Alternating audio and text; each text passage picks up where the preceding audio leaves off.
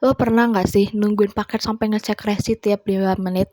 Yap, kita semua tuh pernah. Di era serba digital ini, industri kurir tuh udah jadi bagian penting banget dalam kehidupan sehari-hari. Mau beli skincare, baju, atau barang random dari TikTok Shop, semuanya ngandelin kurir. Tapi tahu nggak, yang bikin kita betah bukan cuma karena barangnya cepet nyampe, tapi gimana mereka ngelayanin kita.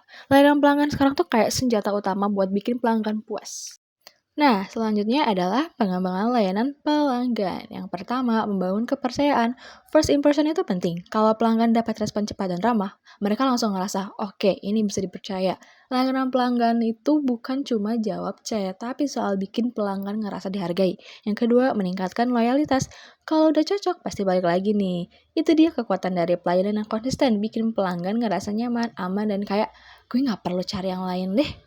Yang ketiga, jadi pembeda di tengah persaingan. Semua kurir bisa ngantar barang, tapi nggak semua bisa bikin pengalaman yang menyenangkan. Layanan pelanggan yang jago bisa jadi pembeda dan bikin orang ingat dan cerita ke teman-temannya. Selanjutnya, ada tantangan di era modern. Tapi ya nggak semudah itu. Layanan pelanggan sekarang punya tantangan yang ribet juga. Mulai dari ekspektasi pelanggan yang makin tinggi, pengen serba cepat, serba transparan, sampai keluhan kecil yang bisa langsung viral di X. Belum lagi teknologi yang terus berkembang.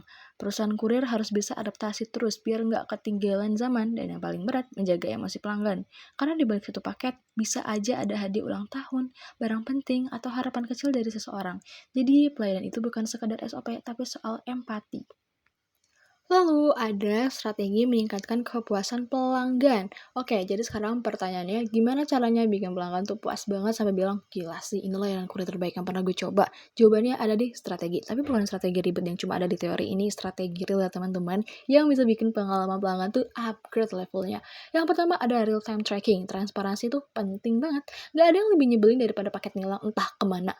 Makanya fitur tracking tuh bukan bonus, tapi wajib. Dengan real tracking, pelanggan tuh bisa tahu posisi paketnya secara akurat dari gudang, kurir, sampai depan rumah. Ini bukan cuma soal ngasih info, tapi soal rasa aman. Karena soal pelanggan bisa lihat pergerakan paketnya, mereka akan jauh lebih tenang dan percaya. Yang kedua, ada respon cepat dari customer service. Pernah nggak chat CS dan dibalas 3 jam kemudian? Rasanya pengen uninstall aja ya kan? Makanya respon yang cepat dan tanggap tuh penting banget. CS harus punya skill komunikasi yang baik, sabar, dan ngerti kalau kasih solusi tanpa muter-muter. Bahkan kalau bisa, perusahaan pakai sistem hybrid, chatbot buat jawab pertanyaan basic, dan tim manusia buat masalah yang lebih kompleks. Intinya, bikin pelanggan ngerasa ditemenin, bukan diabaikan. Ketiga, ada training karyawan lapangan. Kurir sama dengan representasi brand. Kurir tuh orang terakhir yang berinteraksi langsung sama pelanggan. Jadi mereka literally itu wajah dari perusahaan. Kalau kurirnya ramah, tepat waktu, dan rapi, itu akan ninggalin kesan positif. Tapi kalau datang marah-marah, bingung nyari alamat, atau bahkan barangnya rusak, ya bisa-bisa sampai bintang satu tuh. Makanya penting banget buat kasih training tentang etika kerja, komunikasi dasar, dan SOP penanganan barang. Kurir yang profesional sama dengan pelanggan yang happy.